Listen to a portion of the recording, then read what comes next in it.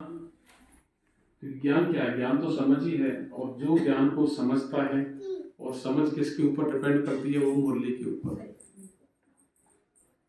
मुरली एक इतना बड़ा बाबा ने हमको साधन दिया है, मतलब डेली का साधन, कहते हैं आत्मा का भोजन है ये। लेकिन इसको हम ऐसे नहीं कि इस कान से इसको सुना और इसका चिंतन की आवश्यकता है, मनन चिंतन की आवश्यकता है कि बाबा किसके लिए? बाबा मेरे लिए डेली का एक डायरेक्शन देता है, एक पत्र भेजता है कि बच्चे आज का दिन आपको ऐसे व्यतीत करना है। तो हम तो बहुत लकी मानते हैं अपने आप को, बहुत ही ब्लेसिंग मानते हैं कि बाबा की इतनी बड़ी ब्लेसिंग हो नहीं सकती है कभी भी। तो हम लोग बहुत ही, सभी परिवार में सभी लोग बहुत ही लकी हैं, और बहुत लकी सितारे हैं बाबा के।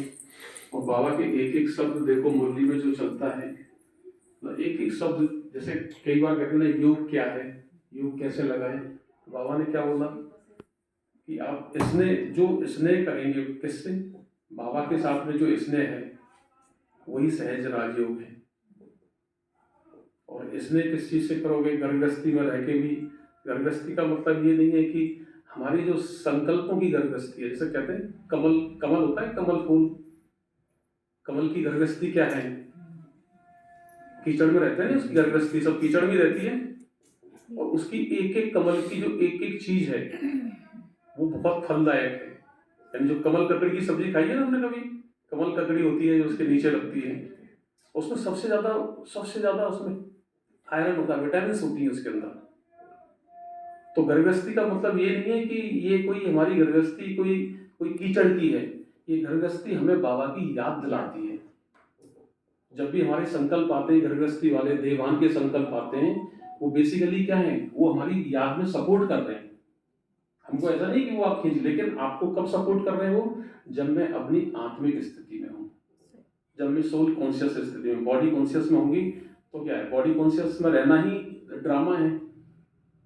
जब हम अपने देहभान में रहते हैं, विचार आते हैं, पता ही नहीं चलता, हम बह जाते हैं, और यही ड्रामा भी है। तो ड्रामा से हमें क्या है? साक्षी दृष्टा बन के इस ड्रामा को देखना है और इसी गृहस्थी में रहना है। मुरली में बाबा डेली बोलता ही है। कल भी मुरली में इतनी अच्छी शब्द बाबा बोलता है कि तुम मेरे को क्या देते हो? पाई पैसे। पाई पैसा क्या है? यानी आप अपने जो बेकारी संकल्प है, वो बाबा ने पाई संकल्प के लिए बोला। उनकी वैल्यू क्या है? बेकारी संकल्प की कोई वैल्यू है? आप मेरे को निछावर करते हो, मैं आपको विश्व की राजा ही देता हूँ। तो बाबा किसी चीज का आपसे कोई धन दौलत नहीं चाहिए बाबा को, बस आपकी भावना चाहिए कि आपके जो बेकारी संकल्प हैं वो बाबा को आप देंगे तो आपको ईश्वरीय संकल्प बाबा देगा। और जहाँ ईश्वरीय संकल्प आए, जहाँ दैवी गुण आए, वहीं क्या है? राम राज्य है। तो गृहस्थी में रह के ही आप जो संकल्प आते हैं, जो पुरानी दुनिया के संकल्प हैं, इन्हीं को बाबा के साथ समर्पण करो, बाबा को शेयर करो, बाबा से बातचीत करो कि बाबा ये क्यों आते हैं मेरे लिए, आप इनको देखो। मेरा ड्यूटी नहीं है इनको देखना, क्योंकि आत्मा कैसी है? आत्मा बिल्कुल एम्प्टी है, आत्मा में कुछ भी नहीं है। आत्मा का केवल एक ही है, एक ही बल, एक ही भरोसा, वो है बाबा। और आत्मा का कुछ भी नहीं है। और तो आप जितनी भी सब चीज देख रहे हो ये सब ड्रामा है।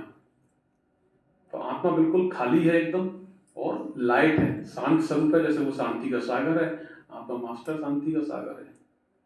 तो आत्मा तो एकदम बिल्कुल कहते हैं कि स्वच्छ, निर्मल, और वो आपके इस जो घर है आपका, इसी में बैठी हुई है। अब अंतर इतना है कि इसको केवल आपको आत्मिक स्थिति में पहचानना है और पहचान के सारे काम करने हैं। तो दादी ने इतनी मुरलियां जो है अव्यक्त मुरली चलाई, तो एक एक मुरली हमको तो ऐसा लगता है कि ये मुरली पढ़ते ही रहें, पढ़ते ही रहें, वो पढ़ते ही रहें, इनका मनन चिंतन ही करते रहें। और ये मनन चिंतन करते तो आपकी लाइटनेस जो होती है मुरलियों से ही आती है। आपका मन एकदम स्वच्छ भी रहेगा, हल्का भी रहेगा, स्वच्छ भी रहेगा, और आप इसको बहुत बहुत ही इस ज्ञान को जो है रमणीकता के साथ में इसको एंजॉय करोगे। और जब आप भरपूर हो जाओगे, तो कहते हैं जब खुद भरपूर होता है तो आदमी उसमें से गुलाब, क्या है, गुलाब की फूल ऑटोमेटिकली निकलती है। कहना पड़ता है कि आप हमको खुशबू दो। तो जब आत्मिक स्थिति में आप बाबा के साथ में, तो आपको कहना नहीं पड़ेगा कि मेरे को कोई दूसरा, आपके जो भी परिवार में है, वो ऑटोमेटिकली जब आपकी स्थिति अच्छी होगी तो वो खुशबू दूसरे पे जाएगी जाएगी, रोक नहीं सकते हो आप उसको। तो हम अपने आप को ऐसे ही पवित्र बनाएं, बढ़िया बाबा के साथ में रहें। और ऐसे ही होली का त्यौहार है तो बाबा का रंग लगाएं बढ़िया तरह से। और जितना रंग लगाओगे उतना ही आपकी अंदर प्योरिटी आएगी, उतनी चमक आएगी और उतने ही सब लोग आपको पसंद करेंगे। तो थैंक यू। इन्हीं शब्दों के साथ में सभी को होली की बहुत बहुत शुभकामनाएं।